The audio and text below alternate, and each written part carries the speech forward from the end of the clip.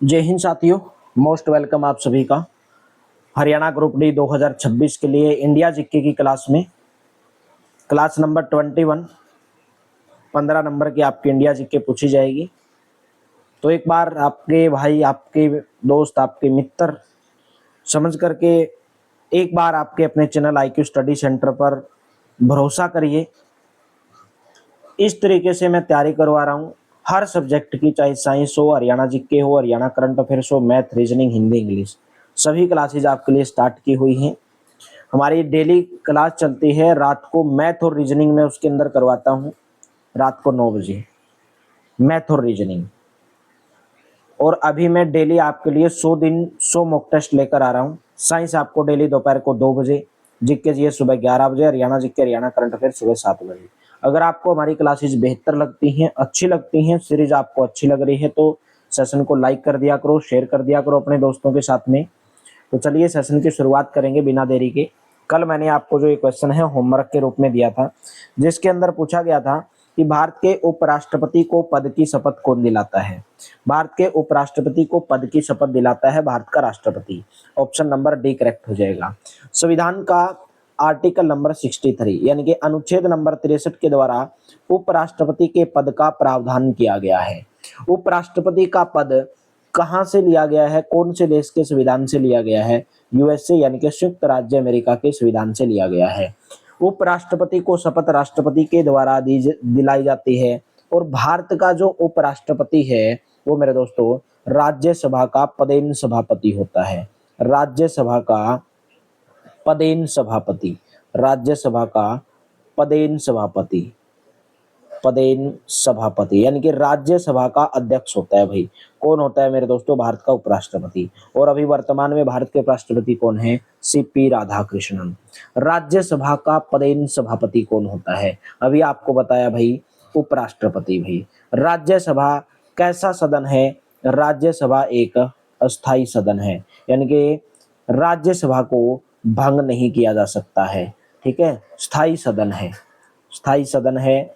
और इसके जो 1/3 सदस्य हैं वो प्रत्येक 2 वर्ष के बाद में सेवानिवृत्त हो जाते हैं, रिटायर हो जाते हैं। राज्यसभा के कितने सदस्य हर 2 साल में रिटायर हो जाते हैं, सेवानिवृत्त हो जाते हैं? 1/3 सदस्य। राज्यसभा के सदस्य का कार्यकाल कितने साल का होता है? 6 वर्ष का होता है। राष्ट्रपति के द्वारा प्रधानमंत्री को पद की शपथ दिलाई जाती है। राष्ट्रपति के द्वारा किस प्रधानमंत्री को शपथ दिलाई जाती है? और प्रधानमंत्री सरकार का मुखिय होता है। राष्ट्रपति अगर अपना त्याग पत्र देना चाहे तो किसको देगा भाई? उपराष्ट्रपति को देगा। नेक्स्ट बताइए, सेवानिवृत्त होने वाले उपराष्ट्रपति के कार्यकाल की समाप्ति की कितनी अवधि के अंदर अगले उपराष्ट्रपति का निर्वाचन होता है? अगर कोई उपराष्ट्रपति रिटायर हो रहे हैं तो उसके कार्यकाल की समाप्ति की कितनी अवधि के अंदर अगले उपराष्ट्रपति का निर्वाचन होता है? 60 दिन। बी ऑप्शन आपका यहाँ पे करेक्ट रहेगा। भारतीय संविधान का कौन सा अनुच्छेद उपराष्ट्रपति के चुनाव से संबंधित है? उपराष्ट्रपति के चुनाव से संबंधित है अनुच्छेद नंबर 66। अनुच्छेद नंबर 66 के अंदर उपराष्ट्रपति का निर्वाचन संसद के दोनों सदस्यों से मिलकर बनने वाला जो निर्वाचक मंडल है उसके पद्धति के अनुसार ही एकल संक्रमणीय मत के द्वारा उसका चुनाव होता है। अनुच्छेद नंबर 64 भाई, उपराष्ट्रपति राज्यसभा का पदेन सभापति होगा। अनुच्छेद नंबर 64 के अंदर ये बात कही गई है। नेक्स्ट है, उपराष्ट्रपति का चुनाव लड़ने के इच्छुक उम्मीदवार को जमानत राशि के तौर पर कितनी राशि जमा करनी होती है? 15,000 रुपए। B option. उपराष्ट्रपति पद के लिए प्रत्याशी का नाम कम से कम 20 मतदाताओं के द्वारा प्रस्तावित होना चाहिए और 20 मतदाताओं के द्वारा अनुमोदित होना चाहिए। ठीक है, और 15,000 रुपए की जमानत राशि जमा की जानी चाहिए। निम्न में से कौन भारत के प्रथम उपराष्ट्रपति थे? भारत के प्रथम उपराष्ट्रपति से डॉक्टर सर्वपल्ली राधाकृष्णन। डॉक्टर सर्वपल्ली राधाकृष्णन। और डॉक्टर सर्वपल्ली राधाकृष्णन भारत के दूसरे राष्ट्रपति भी बने थे। भारत के प्रथम उपराष्ट्रपति डॉक्टर सर्वपल्ली राधाकृष्णन और दूसरे राष्ट्रपति कौन थे? वो भी डॉक्टर सर्वपल्ली राधाकृष्णन। ठीक है, डॉक्टर सर्वपल्ली राधाकृष्णन का जन्म कब हुआ था भाई? 5 सितंबर 1888 को हुआ था। कहां पर हुआ था इनका जन्म मेरे दोस्तों? मद्रास के अंदर हुआ था। और उनके जन्म दिवस के उपलक्ष्य में भारत में प्रतिवर्ष कौन सा दिवस मनाया जाता है? राष्ट्रीय शिक्षक दिवस मनाया जाता है। भारत में प्रतिवर्ष राष्ट्रीय शिक्षक दिवस कुन किन के जन्म दिवस के रूप में मनाया जाता है? डॉक्टर सर्वपल्ली राधाकृष्णन। डॉक्टर सर्वपल्ली राधाकृष्णन को भारत रत्न से सम्मानित किया गया था। भारत रत्न से भी डॉक्टर सर्वपल्ली राधाकृष्णन को सम्मानित किया जा चुका है। कब सम्मानित किया गया था? 1954 में, 1954 के अंदर। नेक्स्ट है, भारत के तीसरे उपराष्ट्रपति निम्नलिखित में से कौन थे? भारत के तीसरे उपराष्ट्रपति भाई वो थे वीवी गिरी। सी ऑप्शन करेक्ट रहेगा। और वीवी गिरी एकमात्र ऐसे व्यक्ति से जो कार्यवाहक राष्ट्रपति और उपराष्ट्रपति दोनों बने। कार्यवाहक राष्ट्रपति भी बने और मेरे दोस्तों उपराष्ट्रपति भी बने। वीवी गिरी एकमात्र ऐसे व्यक्ति थे। जन्म कहां पर हुआ था? मद्रास प्रेसिडेंसी के अंदर इनका जन्म हुआ था। ठीक है मेरे दोस्तों। और 1975 में भारत के सर्वोच्च नागरिक अलंकरण पुरस्कार भारत रत्न से वीवी गिरी को सम्मानित किया गया था। ठीक है, तो राइट ऑप्शन कौन सा रहेगा? सी ऑप्शन आपका यहाँ पे करेक्ट रहेगा। नेक्स्ट है, निम्नलिखित में से कौन से भारत के उपराष्ट्रपति कभी भी नहीं बने हैं?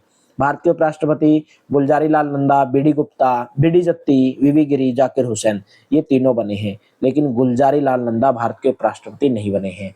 गुलजारी लाल नंदा जी का जन्म 4 जुलाई 1898, 4 जुलाई 1898 कहां पर हुआ था? वर्तमान पाकिस्तान के पंजाब प्रांत के अंदर हुआ था। वर्तमान पाकिस्तान के पंजाब प्रांत के सियालकोट के अंदर इनका जन्म हुआ था भाई, सियालकोट के अंदर। ठीक है, गुलजारी लाल नंदा जी का जन्म हुआ था। भारत के प्रथम और एकमात्र कार्यवाहक प्रधानमंत्री, कार्यवाहक, भारत के प्रथम कार्यवाहक प्रधानमंत्री। ठीक है, भारत के प्रथम कार्यवाहक प्रधानमंत्री कौन थे? गुलजारी लाल नंदा थे। एकमात्र अकेले ही व्यक्ति हैं, आज के बाद में वो नहीं बने हैं कोई भी। ठीक है, और 1964 में, 1964 में पंडित जवाहरलाल नेहरू की मृत्यु के बाद में 13 दिन के लिए, ओनली 13 दिन के लिए ये भारत के प्रधानमंत्री बने थे, कार्यवाहक प्रधानमंत्री बने थे।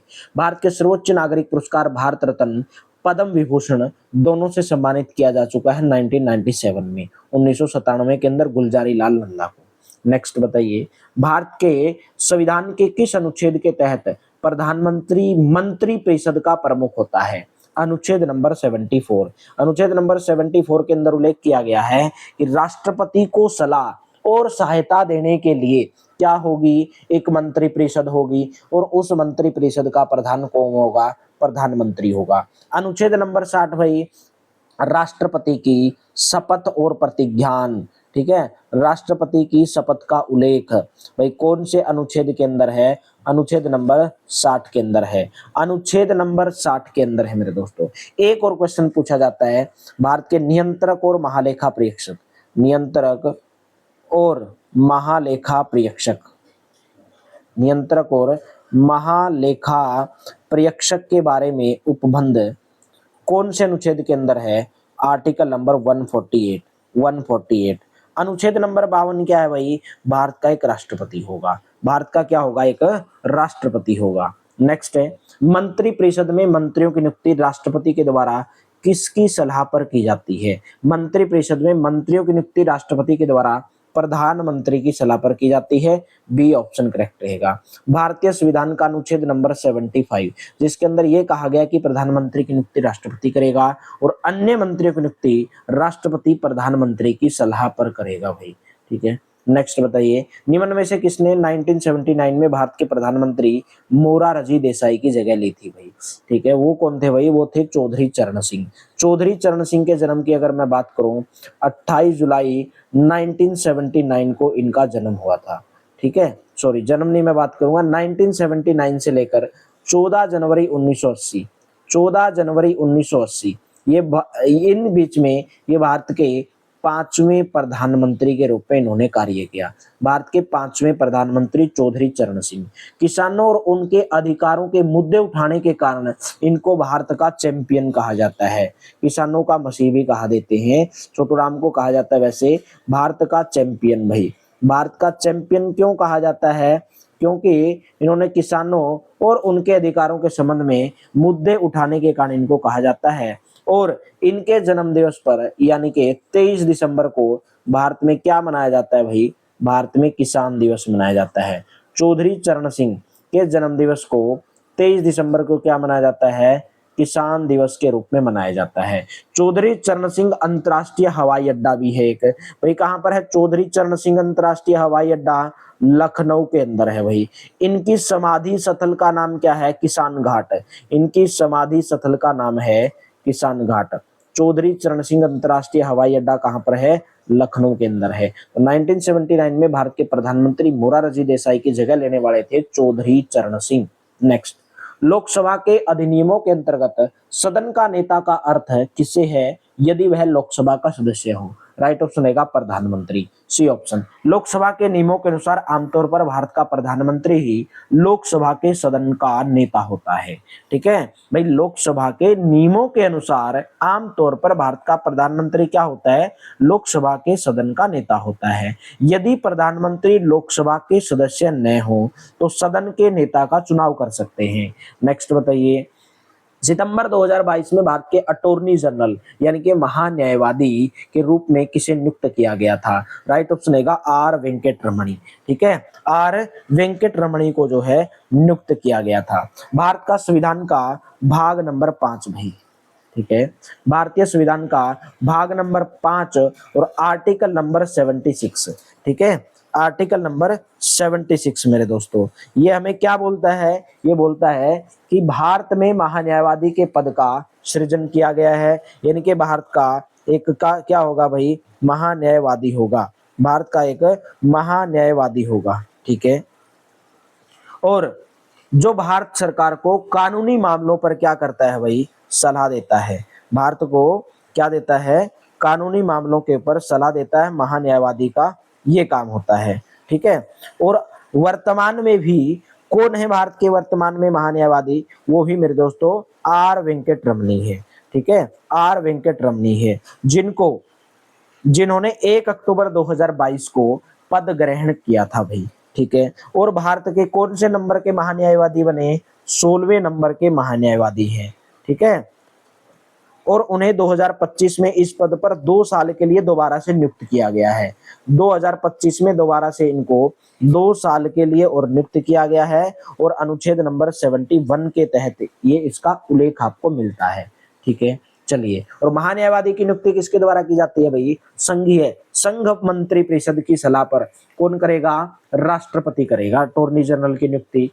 भारत का सर्वोच्च विधि अधिकारी, कानून अधिकारी कौन होता है, भारत का महान्यायवादी होता है। महान्यायवादी को भारत का सर्वोच्च अधिकारी माना जाता है, सर्वोच्च अधिकारी, विधि अधिकारी। ठीक है, सर्वोच्च विधि अधिकारी माना जाता है, कानून अधिकारी। भारतीय संविधान का अनुच्छेद नंबर 76 आर्टिकल नंबर 5 भाग नंबर 5 महान्यायवादी से संबंधित है। महान्यायवादी की नियुक्ति किसके द्वारा की जाती है, संघ मंत्री परिषद की सलाह पर राष्ट्रपति के द्वारा की जाती है भाई। ठीक है, नेक्स्ट बताइए, भारत के महान्यायवादी अटॉर्नी जनरल के रूप में नियुक्त होने के लिए आपके पास क्या क्या योग्यताएं होनी चाहिए। ठीक है, विधानसभा का सदस्य होना चाहिए, उच्च न्यायालय का न्यायाधीश, सर्वोच्च न्यायालय का न्यायाधीश, भाई ऑप्शन नंबर सी, सर्वोच्च न्यायालय का न्यायाधीश।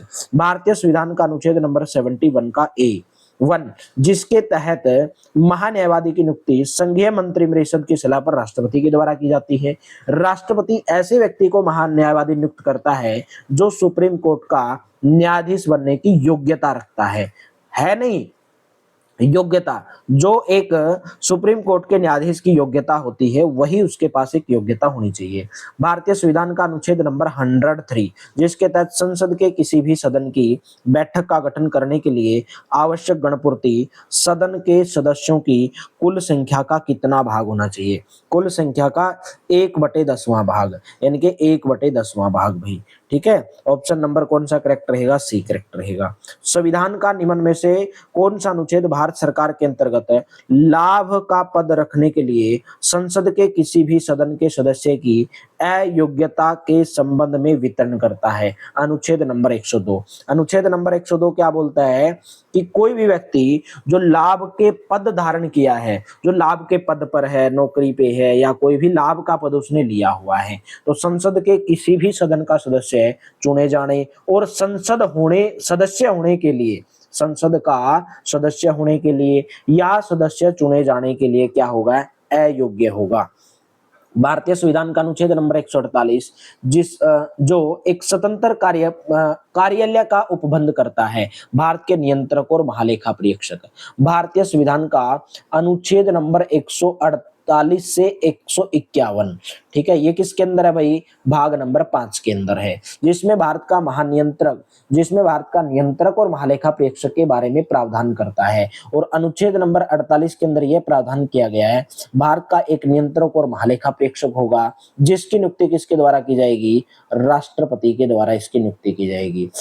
भारत के नियंत्रक महालेखा परीक्षक का कार्यकाल कितने साल का होता है, या तो 6 वर्ष का होता है या 65 वर्ष की आयु, जो भी इनमें से पहले हो जाएगा, यही भारत के नियंत्रक महालेखक का कार्यकाल होगा, ठीक है। और कभी भी राष्ट्रपति को अपना त्याग पत्र दे सकता है। भारत का नियंत्रक महालेखा अपना त्याग पत्र किसको देगा भाई, अपना त्याग पत्र मेरे दोस्तों राष्ट्रपति को देगा, और कभी भी दे सकता है। इनका वेतन कितना होता है, प्रति माह जो इनका वेतन है वो 2.5 लाख रुपए इनको वेतन मिलता है, ठीक है, 2.5 लाख रुपए। भारत के वर्तमान नियंत्रक महालेखा परीक्षक कौन है, गिरीश चंद्र मुर्मू।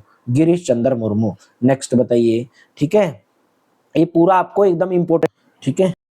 तो भारत के नियंत्रक महालेखा देखिए अभी नए बने हैं मेरे दोस्तों, 15वें 2024 के अंदर वो बने हैं नियंत्रक महालेखा। कौन बने हैं, के संजय मूर्ति, ठीक है, इस क्वेश्चन को आप सही करोगे, के संजय मूर्ति। वर्तमान में भारत के नियंत्रक महालेखा परीक्षक कौन है, के संजय मूर्ति 15वें बने हैं मेरे दोस्तों, 15वें। कब उन्होंने अपना कार्यभार संभाला है भाई, 21 नवंबर 2024 को। नए कैग बने हैं भाई, ठीक है, 21 नवंबर 2024 को बने हैं के संजय मूर्ति, वर्तमान में भारत के नियंत्रक और महालेखा परीक्षक हैं। नेक्स्ट बताइए, भारत में केंद्र और राज्य सरकारों की सभी प्राप्तियां और व्यय की संप्रेक्षा करने की जिम्मेदारी निम्नलिखित में से किसकी होती है, भैया भारत के महालेखा परीक्षक की होती है। ऑप्शन नंबर सी करेक्ट हो जाएगा, ठीक है, महालेखा परीक्षक की होती है। और राष्ट्रपति के समक्ष ये जो है नियंत्रक और जो महालेखा परीक्षक है, भारतीय संविधान के अनुच्छेद नंबर 51 के तहत अपनी जो पूरी की पूरी संप्रेक्षा है, पूरा का पूरा जो प्रतिवेदन है, वो किसके समक्ष रखेगा, राष्ट्रपति के समक्ष रखेगा। और ठीक उसी प्रकार नियंत्रक महालेखा परीक्षक राज्य के लेखन से संबंधित राज्यपाल के समक्ष रखेगा, ठीक है, राज्य का किसके समक्ष रखेगा, राज्यपाल के समक्ष रखेगा। और राज्यपाल इसे राज्य की विधानसभा के समक्ष रखेगा, राज्य की विधानसभा के समक्ष कौन रखेगा, इसको फिर राज्यपाल रखेगा। और नियंत्रक महालेखा परीक्षक को लोक लेखा समिति का मित्र एवं मार्गदर्शक कहा जाता है। भारत का प्रथम नियंत्रक महालेखा परीक्षक कौन था भाई, उनका नाम था मेरे दोस्तों वी नरहरि राव। वी नरहरि जो राव हैं वो भारत के प्रथम नियंत्रक और महालेखा परीक्षक थे, वी नरहरि राव। नेक्स्ट बताइए, भारतीय संविधान कि किस अनुच्छेद का संबंध भारत के नियंत्रक महालेखा परीक्षक की संप्रेक्षा प्रतिवेदन से है। अभी आपको बताया था अनुच्छेद नंबर 151 मेरे दोस्तों, ठीक है। अनुच्छेद नंबर 149 के अंदर क्या है, नियंत्रक महालेखा परीक्षक के क्या क्या कर्तव्य हैं और उनकी क्या क्या शक्तियां हैं, उनके बारे में प्रावधान दिया गया है। महालेखा परीक्षक की कर्तव्य और शक्तियों का प्रावधान अनुच्छेद नंबर 149। अनुच्छेद नंबर 150 संघ और राज्य के लेखाओं का प्रारूप, संघ और राज्य के लेखाओं का प्रारूप, अनुच्छेद नंबर 150। नेक्स्ट बताइए, स्वतंत्र भारत की लोकसभा का प्रथम सत्र कब हुआ था। स्वतंत्र भारत की लोकसभा का प्रथम सत्र हुआ था 13 मई 1952 भाई। कब हुआ था मेरे दोस्तों, 13 मई 1952 को हुआ था। ऑप्शन नंबर ए करेक्ट हो जाएगा, ठीक है। पहले आम चुनाव के बाद में 17 अप्रैल 1952, ये अब की बार क्वेश्चन भी पूछा गया था मेरे दोस्तों, भारत के अंदर पहले आम चुनाव कब हुए थे, 1951 में।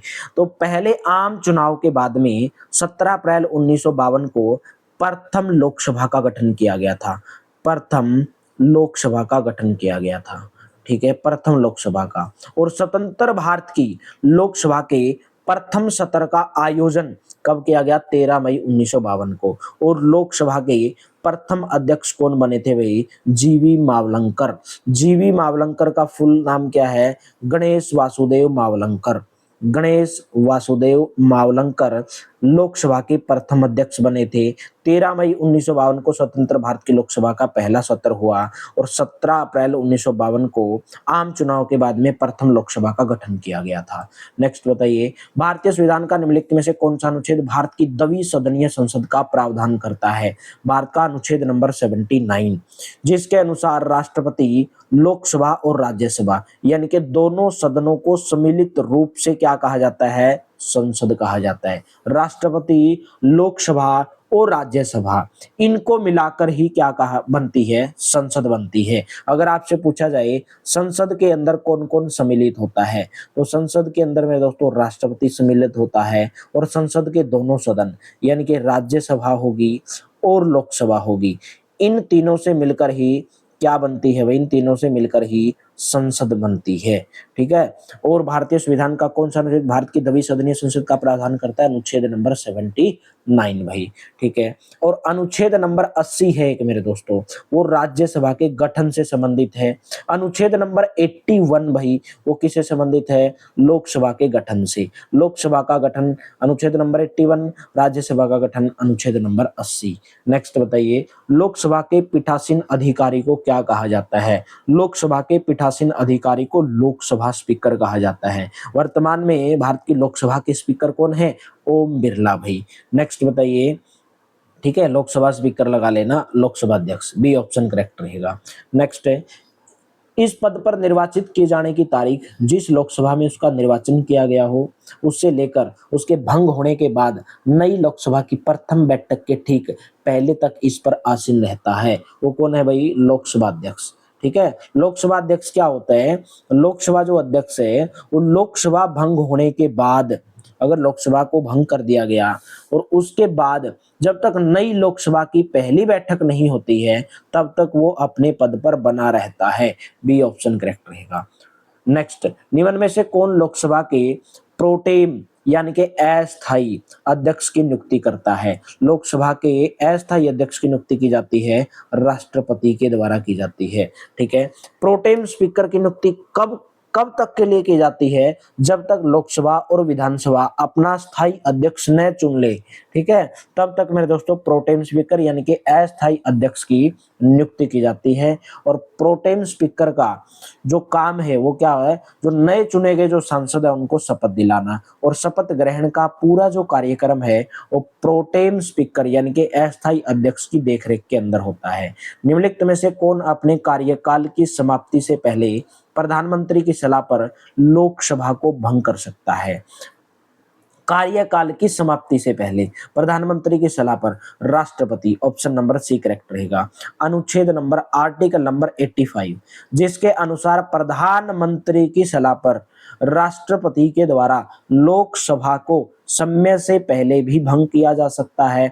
ऐसा अब तक कुल कितनी बार हो चुका है? ऐसा अब तक कुल 8 बार किया जा चुका है। कितनी बार हो चुका है भाई? 8 बार किया जा चुका है मेरे दोस्तों। नेक्स्ट बताइए, भारतीय संविधान के निम्नलिखित में से कौन से अनुच्छेद में यह उल्लेखित है कि प्रत्येक वर्ष के पहले सत्र के प्रारंभ में राष्ट्रपति संसद के दोनों सदनों को एक साथ संबोधित करेंगे और सत्र के कारणों से संसद को अवगत कराएंगे? ये है मेरे दोस्तों अनुच्छेद नंबर 87(1).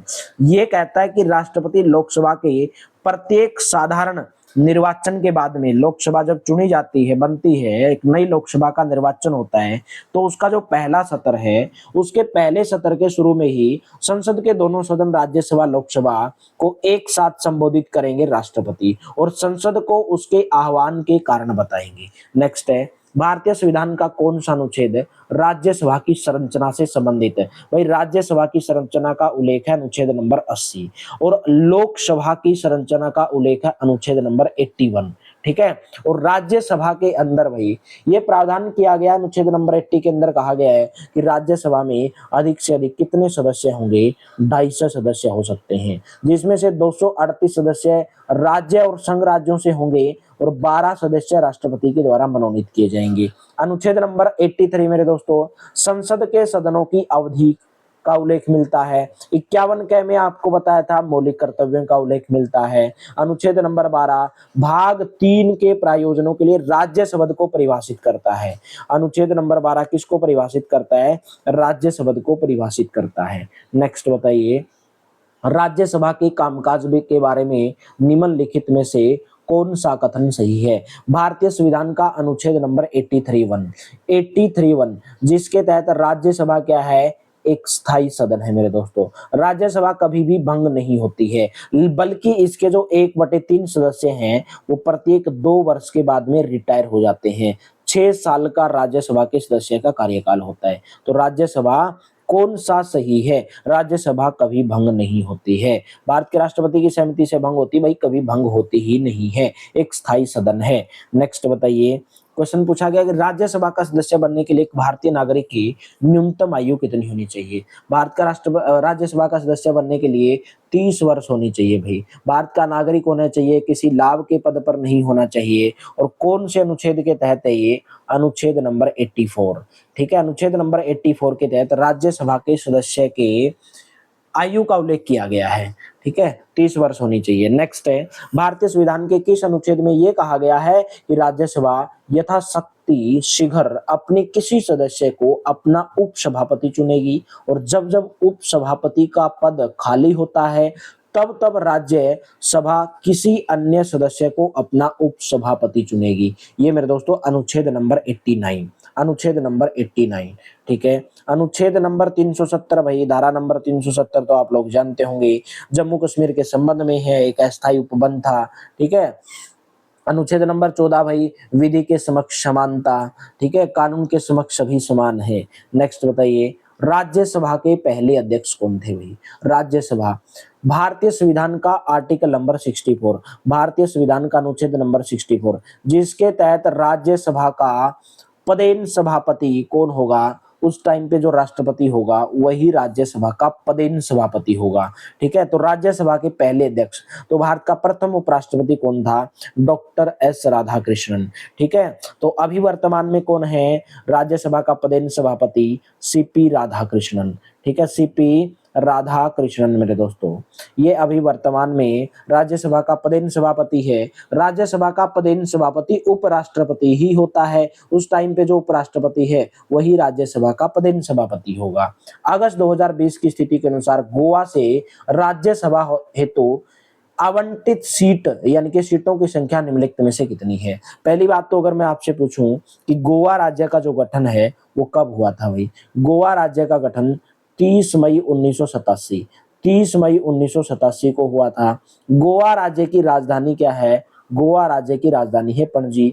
गोवा राज्य में लोकसभा की कितनी सीटें हैं भाई, 2 सीटें हैं। राज्यसभा की कितनी सीटें हैं, 1 सीट है। लोकसभा की 2 सीटें हैं, राज्यसभा की मेरे दोस्तों 1 सीट है। नेक्स्ट बताइए, निम्नलिखित में से कौन सा भारत की संसदीय सरकार का सिद्धांत नहीं है। भारत में सरकार की क्या है, एक संसदीय प्रणाली है। ठीक है, संसदीय प्रणाली है, और सरकार की लोकतांत्रिक प्रणाली को कार्यपालिका और विधायिका के बीच रिश्तों के आधार पर संसदीय और राष्ट्रपति प्रणाली के अंदर बांटा जा सकता है। बहुमत दल का शासन, बिल्कुल भाई, जिसका ज्यादा बहुमत होगा उसकी सरकार आएगी। विधायिका, कार्यपालिका और न्यायपालिका के बीच शक्तियों का स्पष्ट विभाजन भाई, ये क्या है, ये भारत की संसदीय प्रकार का सिद्धांत नहीं है मेरे दोस्तों।